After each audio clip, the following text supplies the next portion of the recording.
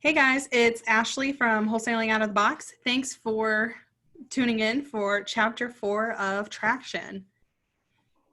So go ahead, Shawn. Sorry. Still working out this intro, guys. It's hard. What's up, guys? All right, so we're back at it here talking about the Traction or the book Traction, and chapter 4 is the people component. It all comes down to getting the right people in the right seats. The right people are the ones who share your company's core values. They fit and thrive in your culture. They are the people who enjoy being around and who make your organization a better place to be. I mean, who wants to get up in the morning and not enjoy what they do, right? Like, that's a very important piece. Nobody wants to wake up and be like, oh, shit, man, I got to go to this place again, right? It's got to be fun. It's got to be what they enjoy. But having the right, I say the right ass and the right seat is the most important part, right? Very, very important. In this chapter, you will be introduced to your second EOS tool, which is the People Analyzer, which will cut through the murkiness of personnel choices to show you who the right people are for your company. So what this looks like is core values plus People Analyzer equals the right person. Pretty simple, right? Right seats means that each of your employees is operating within his or her area of greatest skill and passion inside of the organization, and that the roles and responsibility expected of each person fits that person's unique ability. When a person is operating in his or her unique ability, he or she is in the right seat. One of the obstacles is gaining traction and achieving your vision is that the roles, responsibility, expectations, and job descriptions are unclear due to structural issues. A hazy structure may have gotten you where you are today, but it will not take you any farther. A common mistake that initials creating a structure to accommodate people you like or you don't want to lose. That sentence was horrible. When creating a structure to the function efficiently, you must take down the long view. Sometimes it means eliminating or changing the seats that no longer are relevant. The breakdown through the ceiling or break through that ceiling, you must make sure you have the right structure in place to get to the next level. This leads us to the accountability chart, the ultimate tool for structuring your organization the right way, defining roles and responsibilities to clearly identify what that seat's responsibility is. So the next part of this would be unique ability plus an accountability chart equals that person in the right seat. So, right people. When you have an answer to the question, what are your core values? You now have the ability to define who the right person or people are for your organization. It's important to note that whatever your core values are, they don't make the people who don't possess them right or wrong, nor do they make them good or bad. They just don't fit in your company's culture. Now, the People's Analyzer. The People Analyzer is designed to clarify whether you have the right person in the right place or not. This is one of the top 5 tools of the EOS. The People Analyzer can be paid, I think it's in this book at page 84 or 87. Right seats. Once you are confident you have selected the right people, it's important to get them in the right seats. That means all of the people are obtaining or operating in their unique abilities. And those abilities are clearly defined in the roles and responsibility. A seat cannot be created until the organization is structured the right way to lift up your company to the next level. To create that structure, you'll use a powerful tool called an accountability chart. This is a supercharged organization chart. So I'm going to stop there for just a second because the next piece they talk about is the accountability chart. I want to go back to this few pieces here that we're talking about: right people, the People Analyzer, and the right seats. So this word, unique ability, is a powerful word. And I feel as though it's very defining on who that person is in their role and whether they, 1, are they good at it? 2, do they like it? And 3, do they fit those 2 pieces in order to actually put them in that role? And then they're going to talk about, or we'll talk about, the accountability side of that. I want to speak to that with who we have on here right now, as far as Ashley, her role, what she does, and then Cam, his role and what he does. So you, in the beginning, and this has actually been a lot, but Ashley came on as a part-time person. And it was to help me organize, get things going a little bit. And then lo and behold, realized like, wow, she's really organized and I'm not even close to organized, right? So how do I get better at that, which is what she's really good at, right? She's better at email. She's better at charts. She's better at Excel docs, like all this kind of stuff that ultimately allows the organization, right? Me as the owner trying to get organized in order to like all of it flow down to the rest of the company. So Ashley's unique ability is she's highly organized and she's very, very good at building and I want to say brainstorming with ideas to execute on them, right? So I get to be the visionary that comes in with all like the monkey wrench ideas, right? And then Ashley helps organize that to turn it into fruition or execute on it and make it happen, and then get the person that does the transaction side of it to actually perform that piece. Ashley, I wanted you to speak to that for a second and what you think about that. Yeah. We really do talk through a lot of what Traction has to say just in our everyday business dealings. And so earlier this week or last week, I think it was, Shawn said something about me being the executioner. And I was like, every time you talk about this, I just imagine me like pulling the lever on the guillotine. And I mean, in some respects, that's true. That has to be like, I set everything up and then I have to pull that lever on the guillotine, and either the guillotine works and it helps, or it fails. And I guess whether or not you still have your head, that, good or bad thing. But yeah, my role is that Shawn will come to me and say, what if we do this, or what if we do that? And it's either a toss up between, okay, I think we can do that, we need to talk it out more, or Shawn, we're already doing something similar. And he'll be like, okay, well, I think we need to do this, this, this, and this with that. And I'm like, no, we've already got the process. Like, go back to your lane. It's fine. One of the things that I think is important about, that unique ability too, is being able to recognize it in yourself and in others. And you can kind of see as we're doing different tasks throughout the day, what people are excited to jump on and do and what people are not excited to do. And I'm sure you guys can tell with me, because I'll be like, okay, yeah, I'll do this now, or send me an email and I'll get to it when I can. And depending on how busy the day is, of course, but you can kind of see what I don't want to do and what I want to push off. And I think that's important to know, because as you're building your company, because we are the people that are building it, we get to kind of decide what we like to do and what we don't like to do and what we want to push off to create those seats or those spaces for the things that we don't want to do that someone else might like to do. Cool. So the other part was having Cam in his role. So Cam came on and joined us as acquisitions originally, and he was doing that part-time while in the military. And then he retired from the military and was looking for a new avenue, new business. He was going to stay in real estate, played in the insurance game for a minute, and then decided like, nope, that's not me. And then wanted to come over to real estate. So coming over as a full-time person with Full Circle allowed him to open up and do a lot more things, right? So then he took on the role of dispositions and then was able to build a few things. So Cam, I wanted you to speak to what that's like doing acquisitions, dispositions, and building some pieces that were into the marketing side. And then knowing that you've built those and now you're passing them off. I wanted you to speak to like what you feel as though your unique ability was and the roles that you came in and took.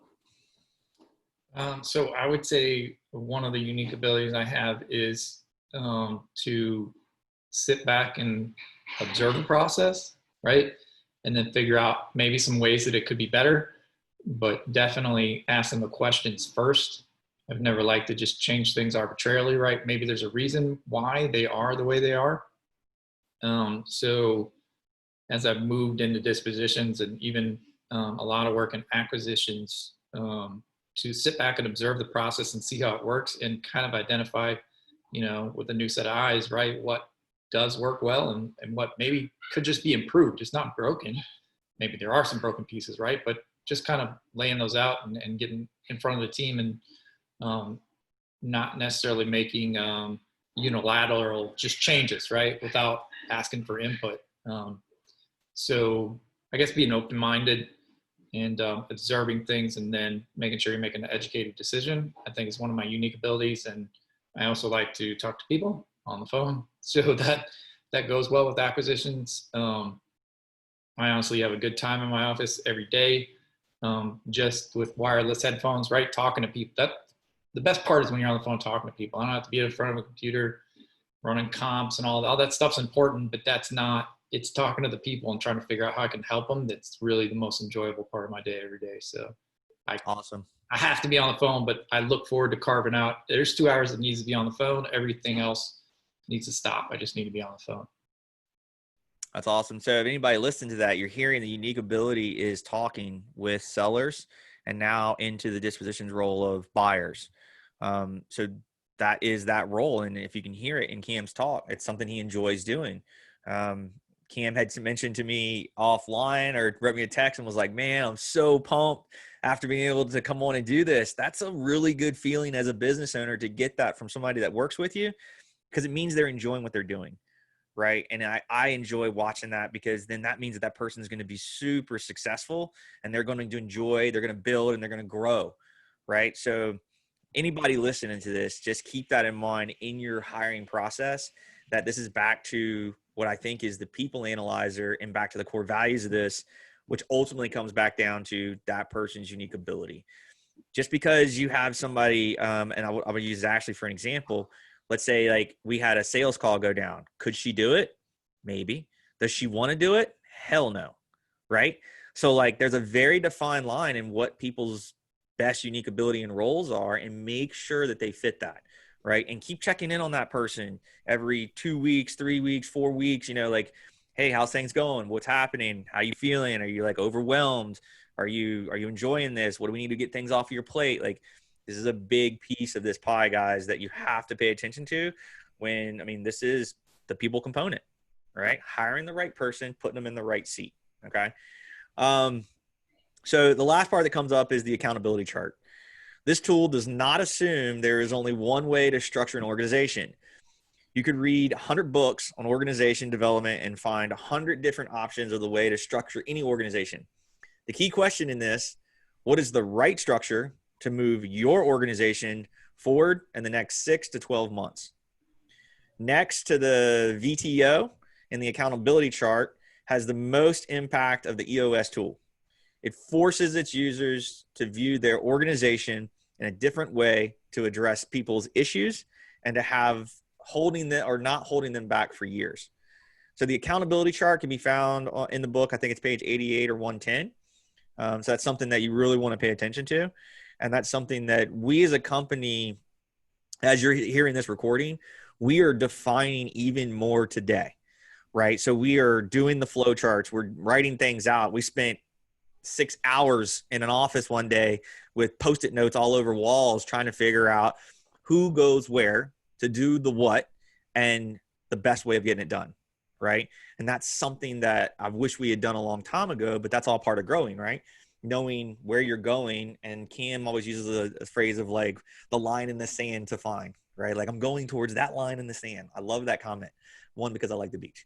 But the main thing I hear here is that you're defining where you're going, right? You can see it, you can follow it, and you can define where you're going in that line, okay? So the data component.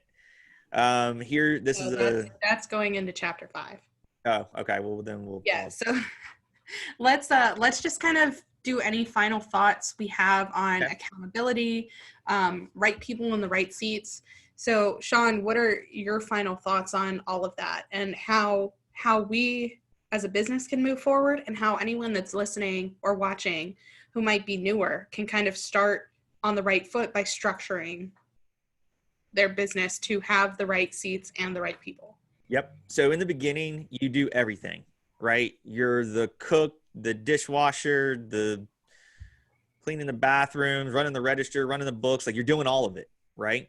What you have to understand is you need to draw out what you want your company to look like, and you need to find out what piece you need to pull yourself out of that is not the highest use of your time, so that you can, that's the 80-20 rule, right? There's 20% of the work that's being done is getting you your money, but 80% of the rest of it has to be done in order for you to do the 20%, right? So the way I would think about this is, if everybody says you're like looking at your company at a 10,000 foot view from down, and how to bring it up, right? So when you're looking at it on a chart, you're talking about the owner and down to the pieces, and how does that come back up to that chart? So I think it's highly important to draw out what you want your company to look like.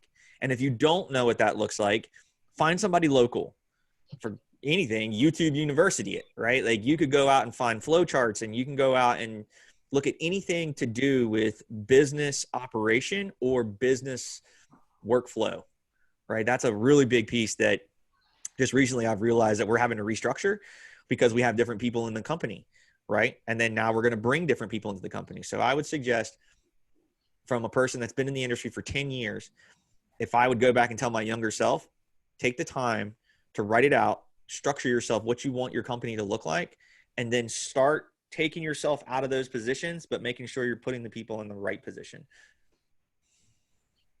Yeah. And adding on to that, just knowing that you can't necessarily take yourself out right away.